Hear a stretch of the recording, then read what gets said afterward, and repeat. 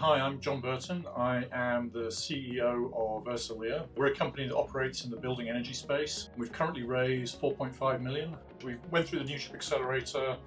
I think the biggest change that really impacted me is we got outside of Silicon Valley, and Newchip actually opened up the opportunity to work with VCs outside of the Silicon Valley ecosystem. Talking to people at Newchip and also the mentors that Newchip introduced us to, that really gave us a much more realistic way of putting a valuation on the company, and that really helped with the last $2 million we raised. Newchip definitely opened our eyes to the fact that a lot of investors now, they want to invest in sustainable projects, they want to invest in green technology. When you're putting a company together, being able to describe what the company does to people who see, presentations from 2 or 3 companies a day probably. You've got to be able to get their attention very quickly. You've got to be able to present what you do succinctly. There's a huge amount of different skills that are required to run an early stage company. I think Newchip really covered a huge amount of ground and really took you right through every aspect of running a business with material clearly developed by people who understand that specific area.